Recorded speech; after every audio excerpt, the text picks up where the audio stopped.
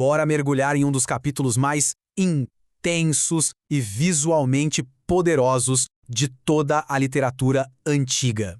Gênesis 7 não é só uma historinha, sabe? É um texto com uma estrutura, uma precisão narrativa que é impressionante. O que a gente vai fazer aqui é desmontar essa contagem regressiva para o cataclisma passo a passo, para entender como essa tensão toda é construída. Vamos lá! É aqui que tudo começa de verdade. E repara, isso não é uma sugestão, é uma ordem, direta e reta. É esse comando que bota a narrativa toda para andar, um chamado que se baseia numa única coisa, a justiça de Noé, que se destacava no meio de toda uma geração.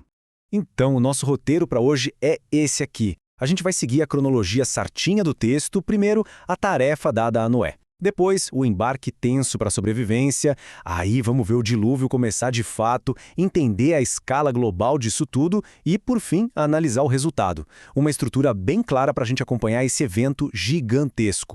Ok, vamos começar pela primeira fase, a tarefa. E olha, não era só construir a arca, não. As instruções do que, ou melhor, de quem deveria entrar nela, eram super específicas, cheias de detalhes importantes. Agora, olha que interessante esse detalhe que muita gente deixa passar. A gente tem a ideia de que eram só 2 de cada animal, certo? Mas não. O texto faz uma distinção bem clara. 7 pares dos animais limpos e das aves, mas só um par dos impuros. O número 7, em várias tradições antigas, significa perfeição, algo completo, o que sugere que o propósito aqui era bem maior do que só salvar os bichos. E qual era esse propósito, afinal? O texto não deixa dúvida. A missão era garantir que a vida continuasse. Cada par, cada grupo de 7 representava o futuro da sua espécie num mundo que ia ser, basicamente, resetado. Agora a gente vai para a segunda parte. É aqui que os preparativos acabam e a tensão só aumenta. A porta da arca está quase se fechando e a contagem regressiva final começa para valer. A narrativa tem uma cronologia muito precisa, parece até um diário de bordo. Pensa só, tem uma espera de 7 dias com todo mundo já dentro da arca antes de qualquer coisa acontecer. Dá para imaginar a expectativa, a incerteza naquele silêncio tenso. E aí, num dia bem específico, tudo vira de cabeça para baixo. E quem é que estava a bordo? A lista é essa. 8 pessoas e basicamente um zoológico completo, representando toda a vida terrestre que existia. Cada espécie, cada tipo, todo mundo junto num único refúgio. E então vem essa frase, curta, mas com um peso gigantesco. Não foi Noé quem fechou a porta. O texto faz questão de dizer que o Senhor o fechou por fora. É um ponto final. A separação entre o mundo que existia e o destino de quem estava na arca está selada. Não tem mais volta. Com a porta selada, a gente entra na terceira fase. A espera acabou. A força destrutiva do dilúvio é solta, vindo de 2 fontes ao mesmo tempo, numa escala que a gente mal consegue conceber.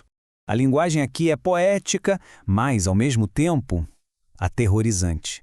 O dilúvio não é só chuva, é a terra se partindo por baixo, com as fontes do grande abismo e o céu se abrindo por cima. A água vinha de todas as direções possíveis. 40. Esse número se destaca no texto. Ele aparece assim, cru, como o marcador de tempo que define a primeira etapa da catástrofe. E aqui está o contexto desse número. 40 dias e 40 noites de chuva sem parar. Em textos antigos, o número 40 muitas vezes representa um período de provação, de teste. Foi essa chuva que fez as águas subirem e, o mais importante, fez a arca flutuar, tirando ela do meio do caos.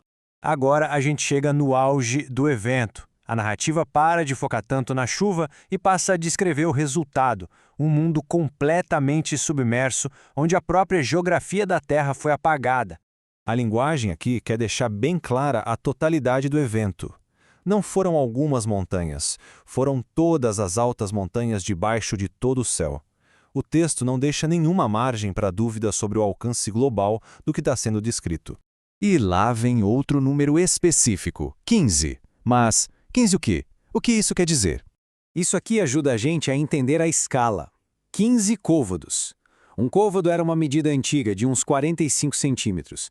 Então, 15 côvados dá mais ou menos 7 metros, a altura de um prédio de 2 andares. O texto não diz só que a água cobriu os picos mais altos. Ele diz que a água subiu essa altura acima deles. É uma imagem de submersão completa, profunda. Isso nos leva à nossa última seção, a mais sóbria de todas. Depois da subida das águas, vem a consequência final, a extinção de toda a vida em terra e o grande silêncio que ficou. O texto é bem sistemático, ele lista tudo o que foi perdido.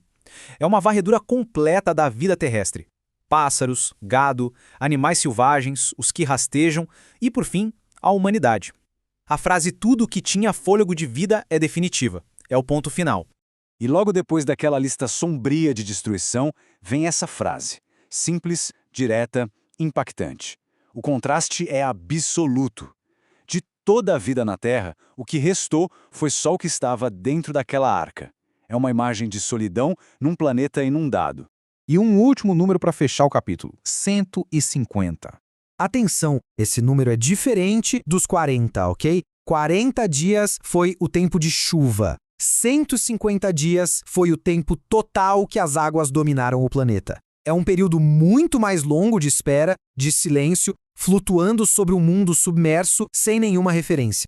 E é assim que o capítulo 7 termina. Com a arca flutuando, a vida preservada lá dentro, mas num planeta irreconhecível. A narrativa nos deixa com essa pergunta no ar, preparando o terreno para a próxima fase dessa história épica de destruição e também de recomeço.